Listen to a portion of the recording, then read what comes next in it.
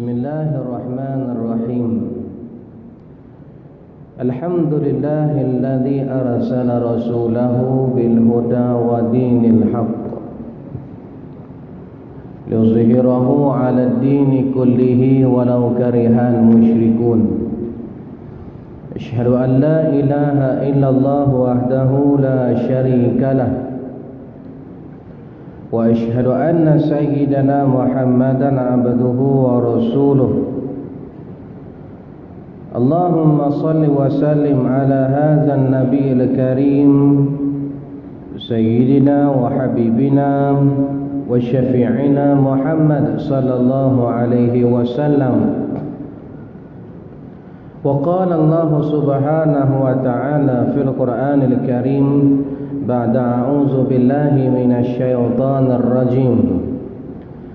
Ya ayyuhalladzina amanu taqullaha haqqa tuqatih wa la tamutunna illa wa antum muslimun. Wahai sekalian orang-orang yang beriman, bertakwalah kepada Allah subhanahu wa ta'ala dengan sebenar-benar takwa, dan janganlah kamu mati melainkan kamu berada dalam agama Allah, yakni agama Islam.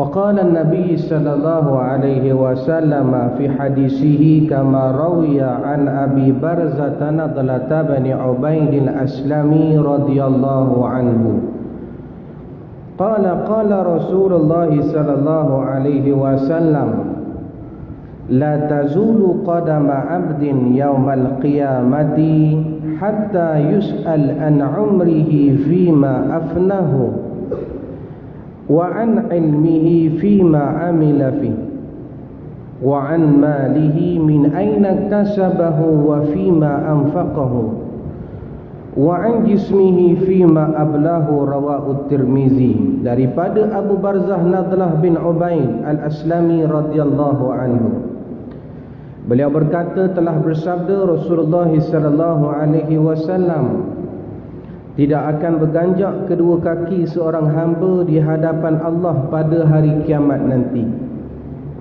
sehinggalah terlebih dahulu dia akan ditanya tentang umurnya, untuk apa dihabiskannya, dan akan ditanya tentang ilmunya, untuk apa dia melakukannya, dan akan ditanya tentang hartanya, daripada mana dia perolehi dan untuk apa dibelanjakannya, dan akan ditanya tentang tubuh badannya, untuk apa digunakannya. Sadaqallahul azim wa sadaqa rasuluh. Benarlah kata Allah dan benarlah kata junjungan besar baginda Nabi Muhammad sallallahu alaihi wasallam. Tuan-tuan dan puan-puan sidang muslimin dan muslimat, hadirin dan hadirat, ibu-ibu, ayah-ayah, kekanda, adinda, ananda yang saya kasihi sekalian. Alhamdulillah, tamu sekalinya dan selama-lamanya saya mengajak diri saya dan diri tuan-tuan dan puan-puan, marilah sama-sama kita meningkatkan ketakwaan kepada Allah Subhanahu wa taala dengan cara kita melaksanakan apa yang Allah Taala perintah dan meninggalkan segala larangannya. Dan syukur juga yang tidak terhingga kerana masih lagi Allah Ta'ala memberi kesempatan serta keizinan kepada kita dan memberi ruang dan peluang untuk kita sekali lagi bertemu di dalam majlis ilmu, majlis yang mana Nabi SAW menyebut dalam sebuah hadis, orang-orang yang berada di dalam majlis ilmu ini seumpama dia berada di taman syurga. Maka atas dunia ni ada dua taman syurga. Yang pertamanya majalisul ilmi, majlis-majlis ilmu. Yang kedua sebut oleh Nabi sallallahu alaihi wasallam, ma min baiti wa mimbari rawdatul jannah. Di antara rumahku dan juga mimbarku di tengah-tengahnya adalah taman syurga. Di mana? Di Madinatul Munawwarah.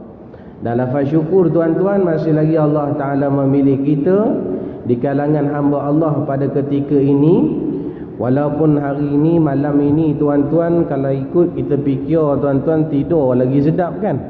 Tapi Alhamdulillah tuan-tuan, mungkin kita terperangkap sebenarnya tak boleh nak keluar ya. Jadi mudah-mudahan tuan-tuan, sikit sebanyak tuan-tuan, perkongsian kita pada malam ini ada manfaatnya. Sebab itu tuan-tuan ya, saya teringat baginda Nabi SAW pernah menyebut satu hari Nabi bagi semangat, Nabi anjurkan pada kita, kun aliman au muta'alliman au mustami'an au muhibban wala takun khamisatan fatahlik au kama qala. Maka jadikanlah dirimu seorang guru, seorang ustaz, seorang cikgu. Kalau tak mampu nak menjadi seorang guru, jadilah au muta'alliman, orang yang belajar, penuntut ilmu Allah Ta'ala. Kalau tak mampu juga nak jadi seorang pelajar, disebabkan kerana hari ini tuan-tuan kos nak ambil, nak belajar saja tuan-tuan beribu-ribu, berpuluh ribu ya Haji ya? Kalau tuan-tuan ada anak yang masuk universiti yang ambil pengajian Islam, diploma saja dah berbelas ribu dah. Kalau degree berpuluh ribu. Apatah lagi tuan-tuan engineering dan sebagainya. Tak mampu di sudut kita nak menuntut ilmu, maka jadilah golongan yang ketiga Nabi sebut mustami'an, orang yang suka mendengar kuliah-kuliah tuan-tuan, kuliah-kuliah agama, ceramah agama, forum perdana dan sebagainya. Dan kalau tak mampu juga menjadi seorang pendengar kuliah agama disebabkan 365 hari sibuk tuan-tuan dalam urusan dunia, jadilah golongan yang keempat muhibban, orang yang cintakan kepada seorang guru, yang cintakan kepada ulama, yang cintakan kepada mereka yang suka belajar, yang cinta kepada mereka yang suka mendengar kuliah-kuliah agama. Dan Nabi SAW memberi amaran, janganlah jadi golongan yang kelima ini, wala takun khamisatan, golongan yang tak sukakan kepada seorang guru. Mereka membenci para ulama, mereka tak suka pula kepada mereka yang menuntut ilmu agama, mereka tak suka kepada mereka yang cintakan kepada majlis-majlis ilmu. Mereka tak suka pada kita pada malam ini yang suka dengar kuliah-kuliah agama. Maka Nabi memberi amaran kepada golongan yang kelima ini, fatahlik, maka akan binasalah golongan tersebut. Na'udzubillah tuan-tuan. Mudah-mudahan kita termasuk daripada golongan yang 1, 2, 3 dan 4 dan tidak pada yang 5 tadi. Jadi tuan-tuan, atas dasar kerana semangat ataupun satu galakan daripada Nabi SAW, maka kita tuan-tuan hadir pada malam ini untuk kita mendengar sedikit ilmu Allah Ta'ala yang begitu luas. Jadi pada malam ini tuan-tuan, insya-Allah marilah sama-sama kita dengar hadis yang ketiga. Kita dengar sama-sama berbincang tentang hadis yang ketiga dalam kitab 40 hadis peristiwa akhir zaman, yang mana tuan-tuan Nabi SAW menyebut 1400 tahun yang lalu Nabi hantar, Nabi tinggalkan kepada kita mesej, Nabi tinggalkan kepada kita wasiat agar kita berpegang kepada ini sandaran ataupun Al-Quran dan juga sunnah baginda Nabi SAW. Kata Rasulullah, lan tadillu abada, orang ini tidak akan sesat buat selama-lamanya. Yang pertamanya adalah kitab Allah, yakni Quran. Yang keduanya adalah sunnah baginda Nabi Muhammad SAW. Jadi dalam kitab 40 hadis peristiwa akhir zaman ini, hadis yang ketiga tajuknya yang diletak oleh Syekh Ahmad Fahmi Zamzam, Abu Ali Al-Banjari An-Nadwi Al-Maliki, diletak tajuk ialah seluruh dunia akan datang mengerumuni dunia Islam. Saya baca tuan-tuan hadis terlebih dahulu, insya-Allah sama-sama kita hayati hadis ini. Bismillahirrahmanirrahim. An Sauban radhiyallahu anhu qala Rasulullah sallallahu alaihi wasallam, yushikul umamu an tada'a alaikum kama tada'al akalatu ila qas'atiha. Faqala qailun wa min qillatin nahnu yawma'izin. Qala bal antum yawma'izin kasir walakinnakum ghusa'un ka ghusa'is sail wala yanzi'anna Allahu min suduri aduwikumul mahabbata minkum wala yaqzifanna Allahu fi qulubikumul wahna. Faqala qail ya Rasulullah wa mal wahnu? Qala hubbud dunya wa karahiyatul maut. Rawahul Abu Dawud. Daripada Sauban radhiyallahu anhu, beliau berkata Rasulullah sallallahu alaihi wasallam bersabda, hampir tiba satu waktu di mana bangsa-bangsa daripada seluruh dunia akan datang mengerumuni orang-orang Islam bagaikan orang yang hendak makan mengerumuni dalam hidangan mereka. Maka salah seorang bertanya, adakah hal itu kerana bilangan kami sedikit ya Rasulullah? Nabi SAW menjawab, bahkan kamu pada hari itu banyak sekali, tetapi kamu umpama buih di waktu banjir. Dan Allah akan mencabut perasaan gentar terhadap kamu dari hati musuh-musuh Islam. Dan Allah akan melemparkan ke dalam hati dan jiwa kamu penyakit yang disebut wahan. Maka seorang sahabat bertanya, ya Rasulullah, apakah yang dimaksudkan penyakit wahan? Rasulullah sallallahu alaihi wasallam menjawab, cinta dunia dan takut kepada kematian. Hadis riwayat Abu Daud. Tuan-tuan muslimin dan muslimat yang dirahmati Allah Ta'ala sekalian, satu hadis tuan-tuan yang menceritakan saat-saat yang akan berlaku dan pastinya akan berlaku di atas lisan Nabi sallallahu alaihi wasallam. Nabi apabila dia bercakap sesuatu ni, Nabi tak macam kita tuan-tuan. Nabi cakap, Allah Ta'ala sebut dalam Quran, wa ma yantiqu anil hawa in huwa illa wahyu yuha. Nabi kalau cakap tak macam kita. Nabi tak ikut hawa nafsu.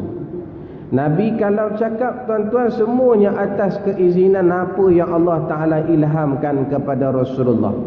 Baik itu tuan-tuan, Nabi sekala kata-kata Nabi tuan-tuan kata-kata yang salih, orang yang benar. Kita belajar tuan-tuan sifat wajib pada Rasulullah.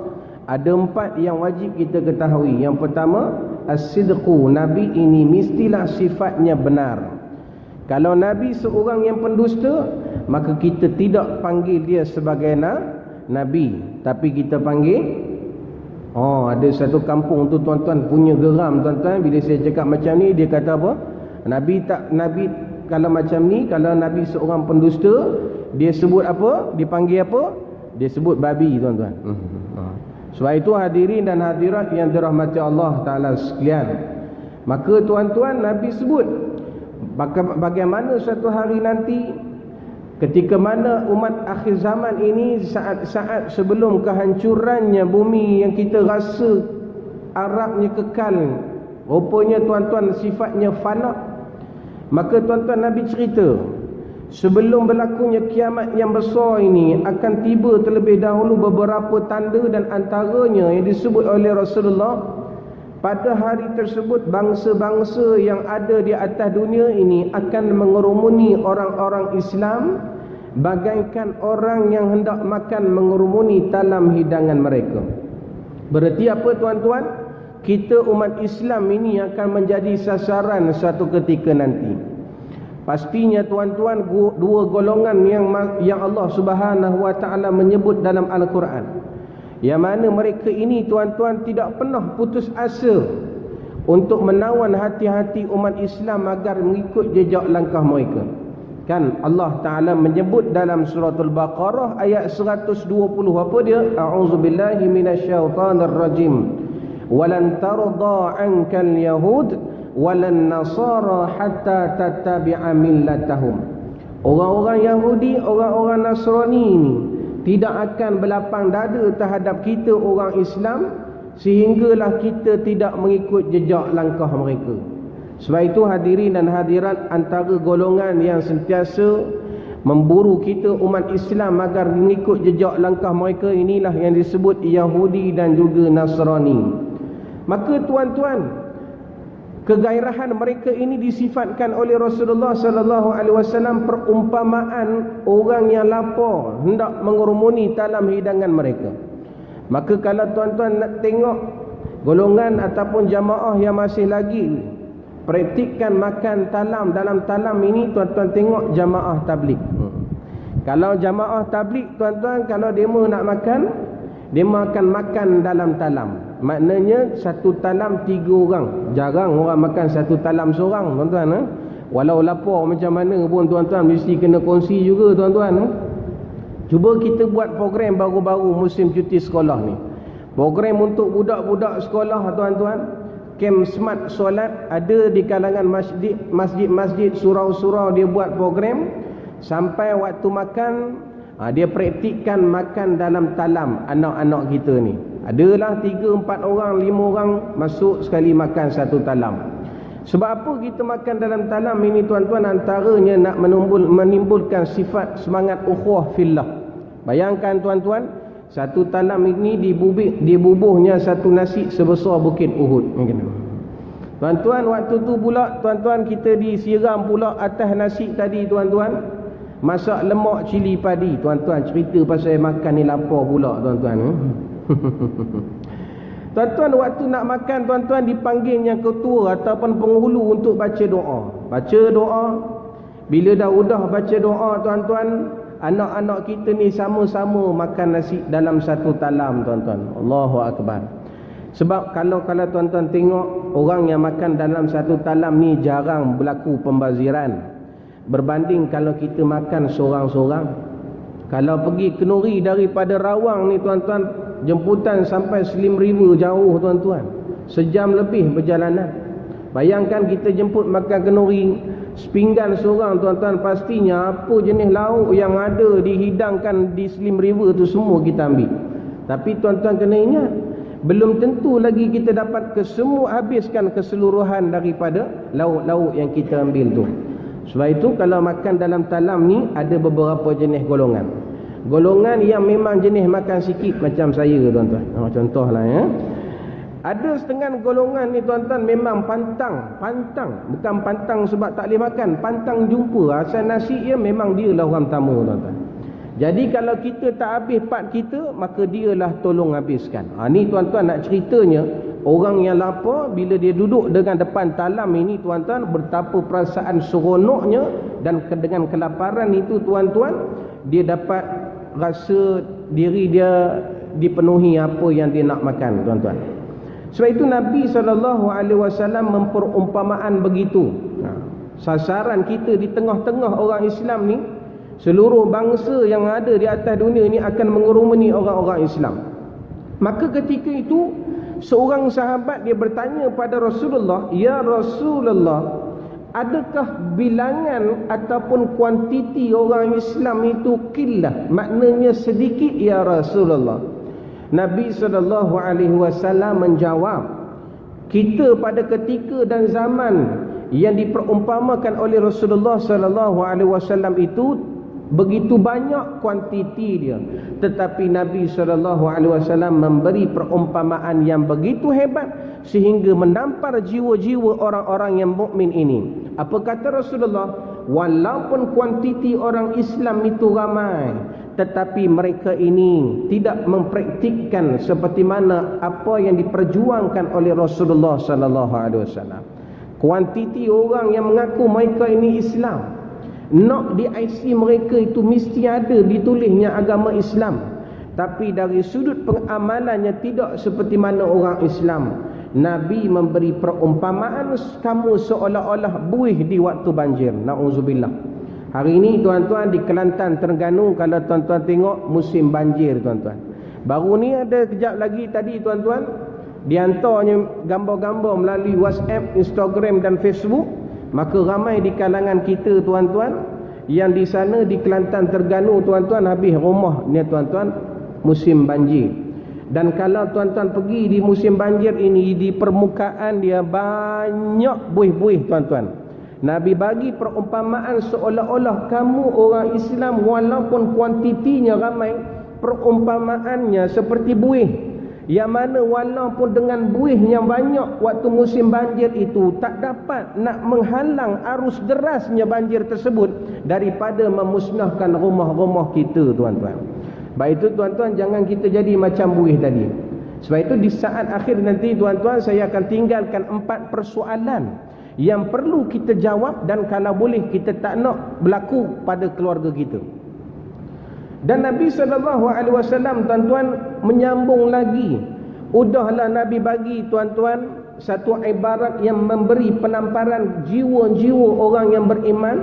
Ketika itu pula tuan-tuan, Nabi bagi tahu Allah Ta'ala akan mencabut perasaan gentar dalam hati musuh-musuh Islam terhadap orang Islam. Tuan-tuan yang dirahmati Allah, kalau kita baca sejarah tuan-tuan, Nabi hijrah bukan sebab kerana Nabi takut.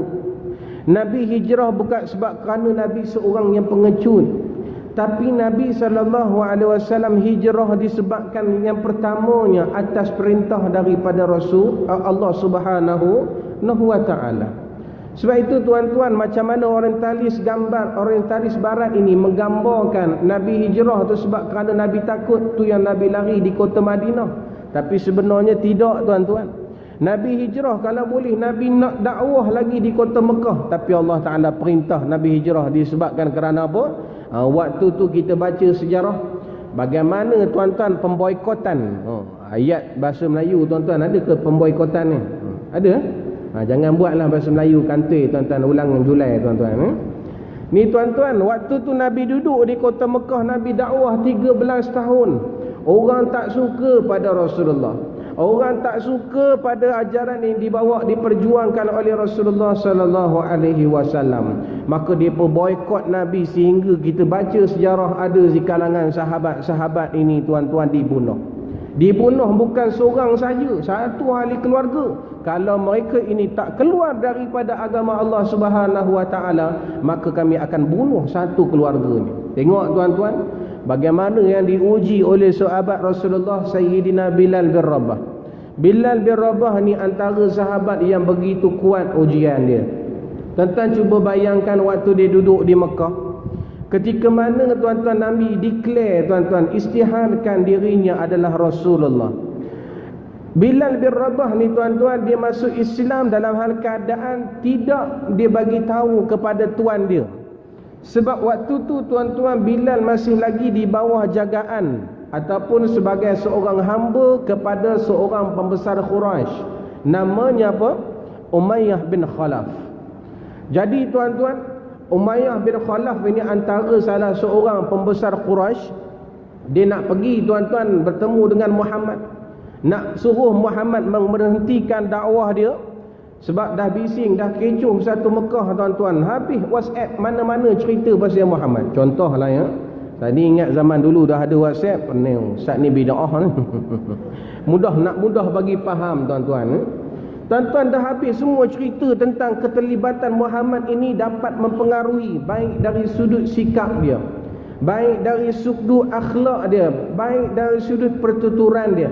Bagaimana tuan-tuan kita membicarakan pada pertemuan yang lepas, Nabi ketika mana tuan-tuan duduk di Mekah dan juga di Madinah, Nabi SAW walaupun terima bagaimana bermacam-macam dari sudut cubaan ataupun ujian, Nabi SAW tetap bersabar.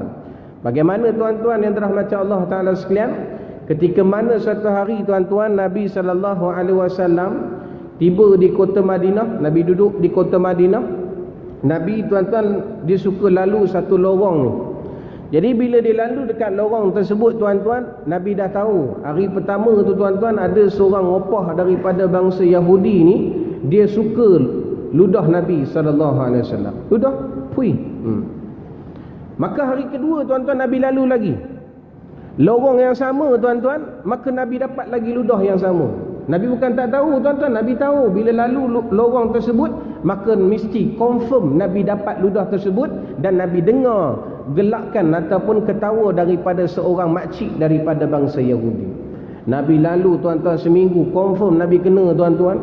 Masuk hari yang seterusnya tuan-tuan, bila Nabi lalu, tuan-tuan, Nabi tak kena ludah. Nabi pelik, mana makcik tu? Mungkin dia pergi makan kenduri tu kan. Masuk hari kedua, esoknya Nabi lalu lagi tuan-tuan. Nabi lalu lagi tadi, tak dapat juga ludah daripada opah bangsa Yahudi tu. Sampai hari ketiga Nabi pelik, mana seorang opah ni tak ludah-ludah aku. Nabi pelik tuan-tuan. Nabi tanya pada jiran-jiran yang dia berdekatan, wahai makcik-makcik sekalian, kamu nampak tak opah ni yang bila mana aku lalu kat tempat ni dia selalu ludah aku. Tapi udah 3 hari dah aku tak dapat ludah dia. Maka tuan-tuan, apa kata makcik sahabat jiran dia kata, oh makcik tu ke opah tu ke? Opah tu dia dengar ceritanya dia demam dah 3 hari tak keluar rumah. Kami pun tak pergi ziarah dia pun. Kami tahu melalui WhatsApp ni kan contoh ni. Maka tuan-tuan, bila Nabi dengar begitu, Nabi pun balik rumah. Nabi pergi jumpa tuan-tuan, balik rumah. Nabi minta anak dia Fatimah binti Muhammad ini buat sedikit makanan untuk dibawa kepada opah yang selalu ludah dia. Nabi pun tuan-tuan, bila sampai kat rumah opah tadi, Nabi ketuk pintu tuan-tuan. Maka opah dalam rumah tadi dia kata, siapa kamu? Akulah Muhammad. Muhammad mana? Kat Madinah ni ramai orang nama Muhammad. Muhammad bin Abdullah, Muhammad Rasulullah. Opah tu tak percaya tuan-tuan. Dia pergi buka pintu, memang orang yang selalu dia ludah tuan-tuan. Weh Muhammad, kamu datang buat apa? Makcik, aku datang, aku dengar cerita kamu 3 hari 3 malam ni demam panas tak kebah. Ni aku datang nak ziarah kamu ni. Ni aku bawa sedikit makanan, ambil makan. Tuan-tuan, apa dijawab oleh makcik tadi? Dia kata opah tadi, dia kata, Muhammad, kamu tahu tak, akulah yang selalu ludah kepada kamu Muhammad. Setiap kali kamu lalu kat jalan ini, akulah yang selalu ludah. Tapi bila mana kamu ni, bila kamu dapat tahu ni, aku ni dah demam panas 3 hari 3 malam, tak ada seorang pun datang ziarah aku Muhammad. Tapi kamu, orang yang aku selalu ludah yang datang ziarah aku Muhammad. Muhammad, aku tak tahu nak cakap mengapa kat kamu Muhammad. Cuma yang aku boleh ucapkan, asyhadu an la ilaha illallah wa annaka Muhammadar Rasulullah. Masuknya Islam tuan-tuan makcik tadi. Nabi tak payah kuliah maghrib pun tuan-tuan. Nabi tak payah buat ceramah perdana. Nabi tunjuk akhlak sahaja tuan-tuan, orang mudah terpikat kepada Rasulullah untuk mengikut ajaran ini diperjuangkan yang dibawa oleh Rasulullah sallallahu alaihi wasallam. Allah, jauh kita tuan-tuan dengan Rasulullah. Kalau kita tuan-tuan macam mana tuan-tuan, balik lepas isyak ni tiba-tiba ada orang ludah. Puik. Kali pertama tu mungkinlah tak sengaja tuan-tuan. Kali kedua lalu lagi Tok Wan, kena lagi. Sabar lagi. Masuk kali ketiga, wak hilang sabar tuan-tuan. Kalau kita tahu siapa ludah tu, kita balas balik. Tapi balas bukan yang biasa-biasa tuan-tuan. Balas yang resedung tu. Jangan tarik yang dalam tu. Melekat tu memang tak boleh keluar, walaupun tenyih lang keluar ni. Nak cerita jauh kita dengan Rasulullah. Tuan-tuan yang dirahmati Allah, Sayyidina Bilal bin Rabah ini tuan-tuan, seorang sahabat Rasulullah yang diuji tuan-tuan, antara sahabat yang diuji. Cuba tuan-tuan tengok, bila mana Umayyah bin Khalaf ini tuan-tuan, dia dapat tahu Muhammad ini dapat mempengaruhi orang-orang yang berada di sekitar Makkah. Maka tuan-tuan, dia nak pergi bertemu dengan Muhammad, dengan dia bawa satu sebilah pedang tuan-tuan, yang kiranya memang tajam. Maka tuan-tuan, dalam perjalanan dia pergi ke rumah Muhammad bin Abdullah. Dalam perjalanan yang diriwayatkan, dia pergi ke rumah Arqam bin Abi Arqam. Ini pusat penyebaran yang pertama tuan-tuan yang dijadikan oleh Rasulullah untuk menyebarkan dakwah Islam. Maka tuan, on the way dia nak pergi rumah Arqam bin Abi Arqam ini, maka dia bertemu dengan seorang sahabat dia bangsa Quraisy juga. Dia kata, Umayyah, kamu nak pergi mana? Aku nak pergi bertemu dengan Muhammad. Suruh dia berhenti ajaran ataupun dakwah dia yang sedang berkembang di kota Makkah ini. Maka apa jawab sahabat yang tegur tadi? Dia kata, Umayyah, tidakkah kamu tahu bahawasanya kamu ni ada seorang hamba yang bernama Bilal? Maka kamu tahu tak, Bilal bin Rabah ni antara salah seorang pengikut setia. Dia pergi ke rumah Arqam bin Abi Arqam tanpa diketahui olehmu. Tuan-tuan, Umayyah ni tak suka pada Muhammad. Dia tak sukakan kepada orang yang ikut agama Muhammad. Tiba-tiba tuan-tuan yang mengikut pula adalah hamba di bawah jagaan Nabi Muhammad, Umayyah bin Khalaf ini. Maka tuan-tuan yang dirahmati Allah Ta'ala sekalian, nak azan dulu 3 minit. Tuan-tuan yang dirahmati Allah Ta'ala sekalian, bila mana dia dengar tuan-tuan hamba yang di bawah penjagaan dia ni tuan-tuan sudah mengikut ajaran yang dibawa oleh Muhammad, maka dia tak jadi pergi rumah Arkam bin Abi Arkam. Dia U-turn balik kat depan tuan-tuan, balik rumah dia tuan-tuan. Apa yang dia buat? Dia jumpa Bilal. Bilal, aku dengar cerita kamu sudah ikut ajaran yang dibawa oleh budak nama Muhammad ini, betul atau tidak? Maka ketika itu tuan-tuan, Bilal dalam keadaan ketakutan, tetapi dia berani menyatakan kebenaran. Apa kata Bilal? Wahai Tuan, sesungguhnya aku telah beriman kepada Allah dan juga beriman kepada Muhammad sebagai Rasulullah. Tuan-tuan, satu-satu Bilal ini diuji tuan-tuan dengan ujian. Diheretnya tuan-tuan, dikelilingi Kaabah tu. Kemudian sampai satu tahap, diri pakaikan baju besi tanpa ada dilapikkan sehelai pakaian di badannya. Kemudian diletak di tengah padang pasir yang begitu panas tuan-tuan. Sehingga bayangkan tuan-tuan, kita kalau bawa motor sembahyang Jumaat, kita letak depan panas tuan-tuan. Cukup setengah jam tuan-tuan. Bila kita duduk atas seat tu lepas habis solat tuan-tuan, macam mana keadaan kita tuan-tuan? Masak telur tuan-tuan. Tapi nak ceritanya, waktu Bilal bin Rabah tu dipakainya baju besi ni, tanpa ada sehelai pakaian, pastinya panas. Diletaknya pula batu yang besar di atas perut Bilal. Keluar kamu daripada ajaran ataupun ajaran yang dibawa oleh budak nama Muhammad ini. Nabi tuan-tuan, Bilal bin Rabah tetap dengan jawapan yang sama. Ahad, ahad, ahad. Allah Maha Esa. Bukan Hari Ahad ya. Ni dah kadang-kadang dipakainya hujah tuan-tuan oleh suami-suami tuan-tuan. Hari Ahad tidur, letaknya bantal atas perut kan. Isteri gerak bangun subuh tuan-tuan, apa yang disebut oleh suami? Ahad, ahad, ahad. Hari ni Ahad, tak payahlah. Jangan ikut macam tu kan tuan-tuan. Ni cerita Bilal bin Rabah. Aku tetap dengan jawapan yang sama. Allah Maha Esa, Allah Maha Esa. Sehingga pendekkan cerita beginilah, Abu Bakar tuan-tuan, sahabat Rasulullah ini, dia bagi tahu pada Rasulullah, ya Rasulullah, sahabat Bilal bin Rabah ni sudah disiksa oleh tuannya. Maka macam mana kita nak buat? Maka Rasulullah perintahkan kepada Abu Bakar untuk membebaskan tuan-tuan Bilal bin Rabah ini daripada penjagaannya, iaitu Umayyah bin Khalaf. Tuan-tuan, berkat daripada keislaman, kesabaran Bilal bin Rabah ini menempuh ujian tuan-tuan, Nabi berjaya mentarbiah sahabat ni tuan-tuan, menanam kecintaan mereka kepada Rasulullah sallallahu alaihi wasallam. Bukan setakat menanamkan cinta mereka kepada Rasulullah, mereka juga menanamkan cinta kepada sahabat-sahabat yang bersama-sama dengan mereka. Kerana Nabi pernah menyebut dalam sebuah hadis sahih, la yu'minu ahadukum hatta yuhibba li akhihi ma yuhibbu li nafsihi. Tidak beriman seorang daripada kamu kalau kamu tak sayang saudara kamu seperti mana kamu sayang diri kamu sendiri. Tuan-tuan yang dirahmati Allah Ta'ala sekalian, hebatnya tuan-tuan, dalam peristiwa hijrah, Nabi bukan hijrah sebab kerana takut, tapi Nabi hijrah atas perintah daripada Allah. Kalau Nabi hijrah atas tiket ketakutan, Nabi hijrah dulu berbanding daripada para sahabat. Nabi tinggal sahabat tuan-tuan di kota Mekah yang sedang disiksa ni, tapi Nabi tak buat begitu. Nabi sungguh semua sahabat-sahabat dulu berhijrah, barulah Nabi hijrah. Tuan-tuan, seringkali Nabi didatangi oleh Abu Bakar As-Siddiq radhiyallahu anhu. Wahai Rasulullah, bila kita nak hijrah Rasulullah? Apa jawab Rasulullah? Relax brother, relax kan. Relax bro kan. Tunggu dulu. Aku belum dapat keizinan daripada Allah Ta'ala untuk berhijrah lagi. Maka tuan-tuan, tibalah satu hari tuan-tuan, Nabi dapat perintah daripada Allah Subhanahu Wa Ta'ala.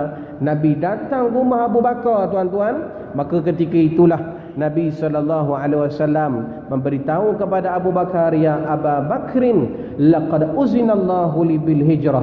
Wahai Abu Bakar, sesungguhnya kamu aku diberi keizinan untuk berhijrah daripada Mekah ke Madinah. Maka tuan-tuan, ingat, Nabi hijrah bukan sebab kerana Nabi takut. orang-orang pembesar Quraisy ini mereka menjadikan sebagai Rasulullah adalah satu benda ataupun seorang manusia yang begitu dahsyat ataupun begitu kita kata yang boleh mempengaruhi penduduk kota Mekah agar mengikut ajaran yang dibawa oleh Muhammad sallallahu alaihi wasallam. Maka tuan-tuan, insya-Allah kita sambung selepas azan ini. Subhanaka la ilma lana illa ma 'allamtana innaka antal alimul hakim. Wala haula wala quwwata illa billahil aliyyil azim. Wala haula wala quwwata illa billahil aliyyil azim. Wala haula wala quwwata illa billahil aliyyil azim. Tuan-tuan sidang muslimin dan muslimat, hadirin dan hadirat, ibu-ibu yang dirahmati Allah Taala sekalian. Tuan-tuan yang dirahmati Allah, apabila Nabi SAW mencabut, Allah Ta'ala akan mencabut perasaan takut dalam hati musuh-musuh Islam, terutama bangsa-bangsa Yahudi dan juga Nasrani ini.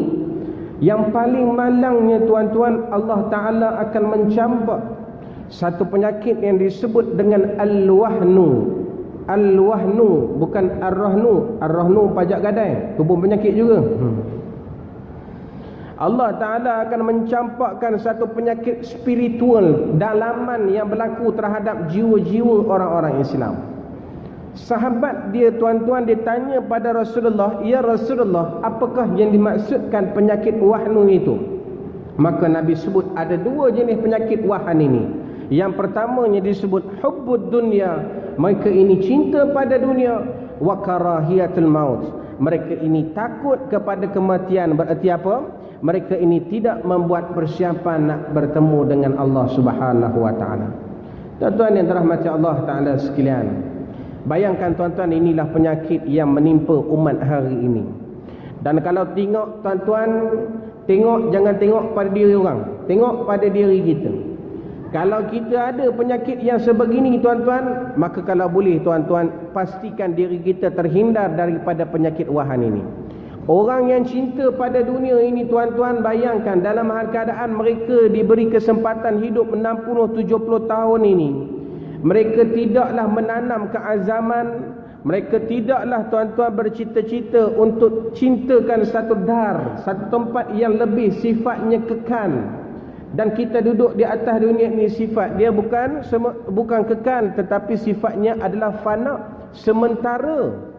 Maka tuan-tuan, pastinya orang yang bijak tuan-tuan, orang yang sentiasa tuan-tuan menjadikan dunia ini adalah tempat bercucuk tanam, yang mana hasil esok kita nak ambil di mana? Dituainya di akhirat. Kemudian tuan-tuan, biarlah kita ada kesedaran dalam hal keadaan kita ni tuan-tuan, tahu bahawasanya Allah Ta'ala akan mengambil nyawa kita ni tuan-tuan, tak kira lah bila-bila masa saja. Walaupun Nabi pernah menyebut dalam sebuah hadis, Nabi kata umur antara umat aku ni 60 ke 70 tahun. Kita letaklah 63 tahun umur Rasulullah. Namun kita tuan-tuan, usia hari ni 30 tahun, 40 tahun tuan-tuan, jangan kita rasa sangkakan kita akan capai umur 60 tahun, 63 tahun tuan-tuan. Sebab ada di kalangan sahabat-sahabat kita tuan-tuan yang berazam begitu, nak usia 60 ke 63 tahun, tapi Allah Ta'ala lebih sayang pada dia, ambil nyawa dia usia 29 tahun. Macam sahabat saya Haji, usia dia 29 tahun, 2 tahun lepas tuan-tuan meninggal. Allah Ta'ala sayang dia lagi. Padahal ke atas dunia mak dia, isteri dia, anak-anak semua sayang pada dia, tapi Allah Ta'ala lebih sayang pada dia. 29 tahun Allah Ta'ala ambil nyawa dia. Habis sebab apa? Tuan-tuan, mati dengar cerita aksiden. Dia bawa motor tak laju pun tuan-tuan, 236 km sejam. Laju kan? Tak laju kan? Sebab motor dia 1000 cc. Nak ceritanya tuan-tuan, kematian ini jangan kita sangka kita usia 63 tahun barulah kita nak bertaubat. Ada di kalangan kita tuan-tuan nak tunggu umur Rasulullah 40 tahun dakwah barulah dia nak ikut cara-cara Islam. Sebab itu hadirin, kita ni berasa beruntunglah. Allah Ta'ala pilih kita usia muda-muda ni, udah kita duduk dalam masjid. Sebab kita takut tuan-tuan dalam hal keadaan manusia ni tuan-tuan, walaupun muda-muda hari ni tuan-tuan, anak-anak kita cukup risau tuan-tuan. Cuba tuan-tuan tengok berita sehari dua ni tuan-tuan, mengerikan. Anak-anak sanggup panjat tu, sembot ipoh tu, semata-mata nak dapat like dalam FB. Bayangkan, yang terbaru dinaik pula kren tuan-tuan. Di mana? Di Ipoh juga tuan-tuan. Allah, malu orang Perak kan. Tapi tak apa, orang Perak berani kan. Tapi berani tak kena tempat tuan-tuan. Ni anak kita tuan-tuan, yang kalau hari ini tuan-tuan, kalau kita tak beri pendedahan pada anak-anak kita tuan-tuan, agar mereka ini cinta dunia, tak ada masalah. Tetapi ingat, kita bakal akan bertemu dengan Allah Subhanahu Wa Taala. Pastinya kita nak buat persediaan. Janganlah kita ni tuan-tuan sampai kita usia 40 tahun barulah kita nak bertaubat. Alhamdulillah tuan-tuan, orang yang diberi kesempatan bertaubat, alhamdulillah, lepas pencin. Saya tuan-tuan yang dirahmati Allah, baru balik daripada mengerjakan ibadah umrah. Saya bawa bersama 45 orang jemaah, bersama dengan Ustaz Abdullah Khairi tuan-tuan. Jadi tuan-tuan, waktu bersama dengan jemaah ni, bila kita tanya pada sahabat jemaah-jemaah, lepas solat subuh kita makan sarapan. Bila makan tengah hari tuan-tuan, waktu lepas zuhur. Lepas isyak, masa pula makan waktu malamnya. Jadi waktu itulah kita sambil-sambil nak tanya jemaah apa kerjanya tuan-tuan. Tuan-tuan, kebanyakannya tuan-tuan yang banyak cerita, alhamdulillah lah, semuanya tuan-tuan bermula daripada zero agama. Lepas pencin, Allah Ta'ala panjang umur dia, sempat juga dia bertaubat ataupun sempat juga dia kembali kepada agama. Alhamdulillah. Tuan-tuan cuba bayangkan, kalau kita diberi keizinan begitu, alhamdulillah lah. Tapi dalam keadaan kita tak diberi kesempatan untuk bertaubat tuan-tuan, bagaimana? Alangkah ruginya tuan-tuan untuk kita menyatakan kepada Allah Subhanahu Wa Taala, aku di kalangan abdan syakura, seorang hamba yang bersyukur malang. Sebab apa? Kita tak sempat untuk diberi kesempatan untuk berkata begitu. So itu ibu-ibu yang dirahmati Allah Ta'ala sekalian, saya nak cerita tuan-tuan, ada seorang pakcik ni. Ni tuan-tuan, seorang jemaah bersama dengan saya ni. Dia ni bekas komando tuan-tuan. Bekas komando, waktu kami duduk di sana di Mekah dan Madinah, lebih kurang 12 hari 10 malam. Dalam panjang 3 hari tuan-tuan duduk di Madinah. Pergi Madinah dulu 3 hari. Hari pertama, hari kedua, hari ketiga, saya melihat Tok Wan ni tuan-tuan, dia punya riak wajah dia begitu berseri. Setiap kali lepas waktu subuh tuan-tuan, kita sarapan tengok wajah pakcik ni senyumnya. Saya kata, pakcik apa? Dia kata, alhamdulillah Ustaz, saya diberi kekuatan, kesihatan, walaupun usia saya begini 60 ke 70 tahun, tapi Allah Ta'ala bagi kekuatan. Saya berjalan sejauh, dan pada malamnya pula saya cuba pula duduk berebut di semayang di satu tempat disebut Raudah Jannah. Orang di Madinah ni tuan-tuan, pergi di Madinah ni pastinya kita akan berebut duduk di semayang di Raudah Jannah. Kerana di situlah Nabi SAW menyebut, permintaan segala hambanya Allah Ta'ala memperkenankan. InsyaAllah mudah-mudahan makbul. Jadi tuan-tuan, di Raudah Jannah ni, kalau tuan-tuan pergi umrah bulan 12 ni memang crowded sikit lah. Susah nak dapat. Siapa dapat tu kira rezeki lah. Rezeki sungguh. Jadi kalau nak pergi tu tuan-tuan, pastikan pergi pukul 1 pagi. Jangan pergi pukul 5 pagi, dah crowded sangat tuan-tuan. Tu di kalangan masyarakat kita tuan-tuan, jamaah ni, dia sanggup tunggu 2-3 jam. Tuan-tuan duduk di sana, nak dapat Raudah ni, jangan ingat boleh semayang macam di Masjid Bandar Baru Sungai Buloh ni. Kalau Bandar Baru Sungai Buloh ni, kalau semayang, tuan-tuan boleh kangkang macam telur bengkok tu. Kan, bengkok kan, boleh kangkang luas. Tapi di sana tak boleh. Di sana ni tuan-tuan, kita semayang rapat kaki kita. Sebab apa? Ramai orang nak semayang di situ. Tu kadang-kadang ada jemaah tuan-tuan, dah lah lambat nak tunggu, nak boleh masuk. Bila dia masuk tuan-tuan, dia tak mau keluar. Dia juga, dia tak mau bagi peluang pada jemaah lain. Jadi bila dia ambil kesempatan duduk sana 2 rakaat, dia sujud pula. Sujud yang terakhir itu dia sujud lama. Dia faham, dia pun juga belajar tuan-tuan. Nabi sebut, aqrabu ma yakunu 'abdin min rabbih wa huwa sajid. Antara perbuatan dalam semayang ni, dekat kita sebagai seorang hamba dengan Allah Ta'ala ialah waktu sujud. Jadi dia mengambil kesempatan, waktu sujud tu dia sujud lama. Jadi Pak Arab ni tuan-tuan, dia bukan kira apa dah. Dia bila tengok tuan-tuan lama sangat, dia pun geram juga tuan-tuan. Bangladesh kan.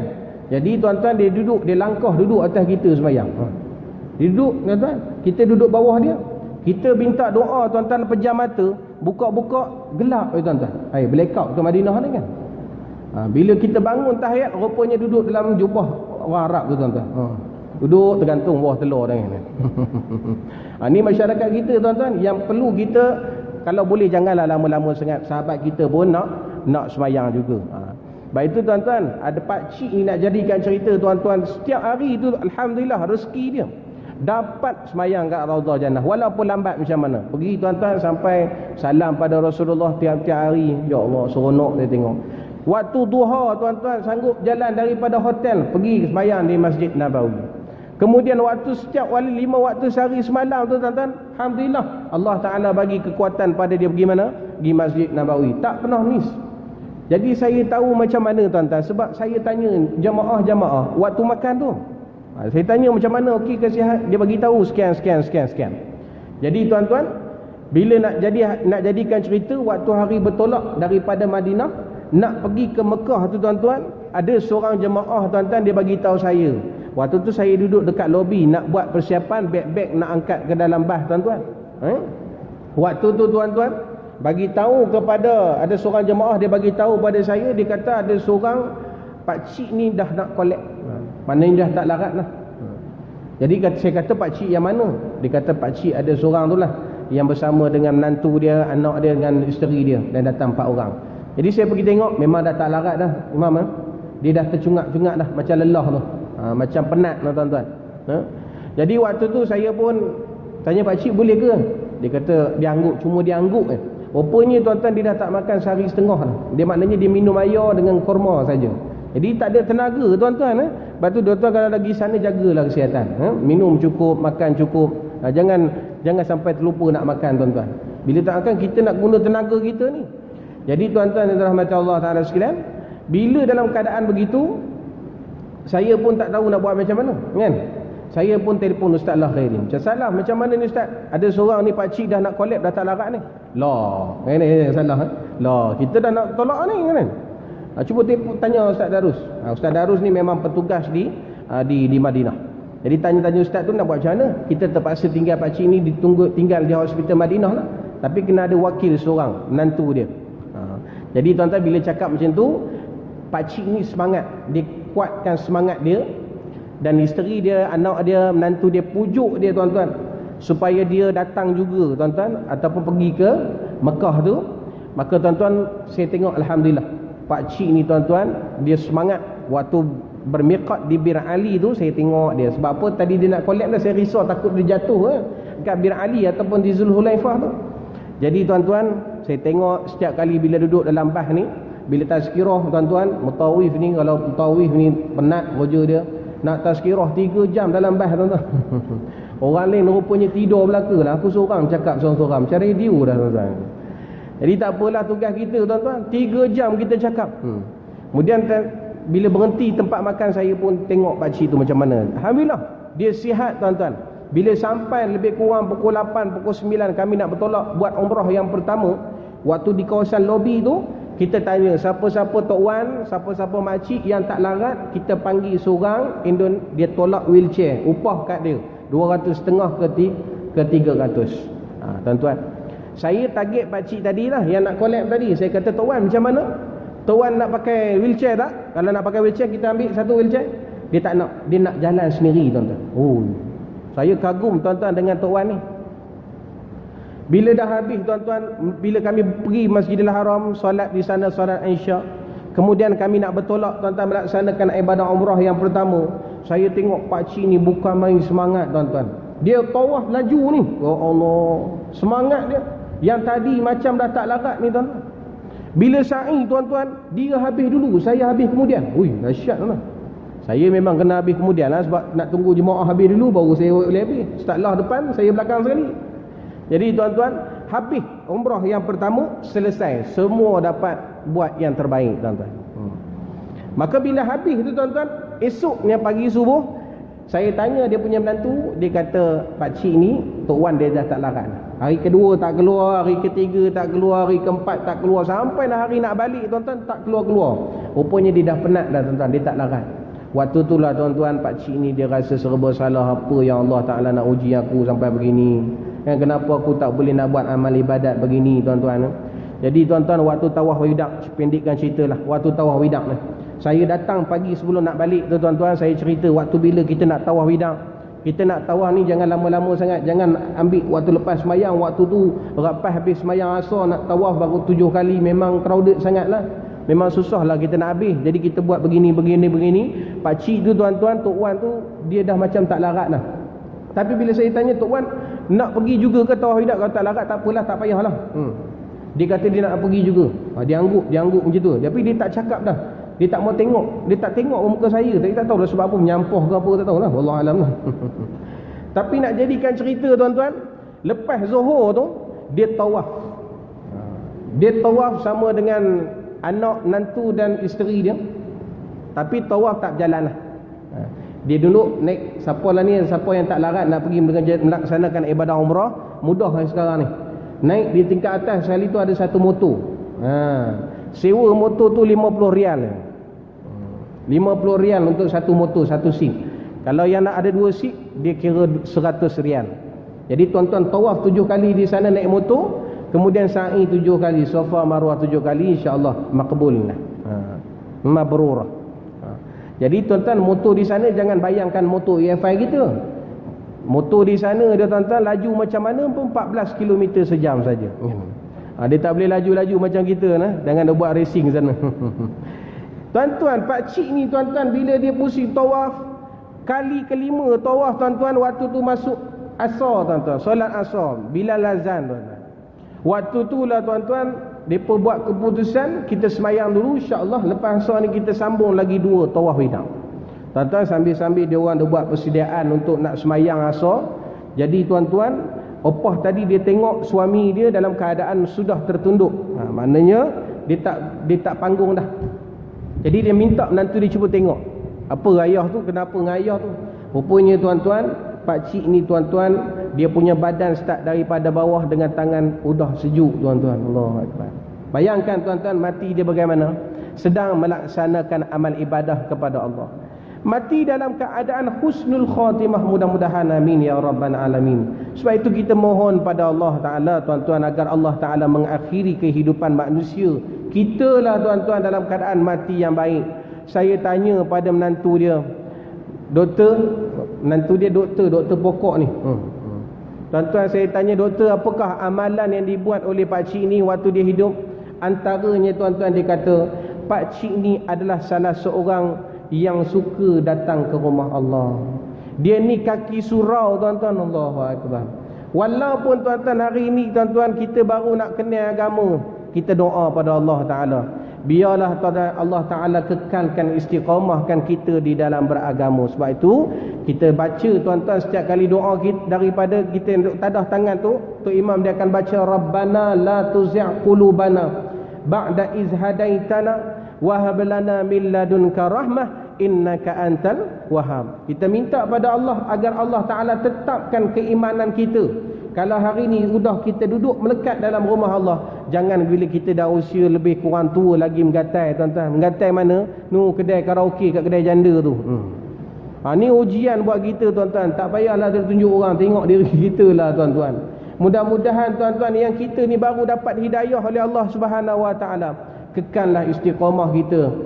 Kalau benar kita sayang pada Rasulullah, datanglah rumah Allah. Kerana orang yang datang rumah Allah seperti mana yang saya ceritakan tadi, Allah Ta'ala mati dia dalam keadaan sedang melaksanakan tanggungjawab amal ibadat kepada Allah. Tuan-tuan, tengok di Indonesia, dalam keadaan 20-30 tahun tempat itu sudah makruf, dah tahu dah, maklum dah tempat itu memang perkuburan. Tiba-tiba tuan-tuan, tempat tersebut nak diambilnya untuk dibangunkan jadi pusat bandar. Jadi perkuburan yang lama ini terpaksa dipindahkan ahli-ahli kubur tadi kepada tempat yang baru. Alangkah pelik dan ajaibnya apabila penggali kubur tadi tuan-tuan, bila dia gali, beberapa mayat tuan-tuan yang dijumpai seolah-olah baru mati semalam, masih lagi panas jasadnya. Kain yang dipakai ni tuan-tuan tidak terjejas dengan dimakan ulat-ulat. Bayangkan tuan-tuan, bila penggali kubur ni tanya pada ahli qaryah, siapakah pakcik ni, siapakah Tok Wan ni, Maka mereka kata, inilah antara imam kami satu ketika dulu. Padahal yang sudah mati 30-40 tahun. Bila ditanya, tuan-tuan, siapakah mereka ini? Inilah antara mereka yang sentiasa mengimarah rumah Allah Subhanahu wa ta'ala. Berarti tuan-tuan, orang yang mengimarah rumah Allah Ta'ala ni, Allah Ta'ala pelihara jasad dia, tuan-tuan. Baik di dunia Allah Ta'ala bagi kebahagiaan, apatah lagi di akhirat.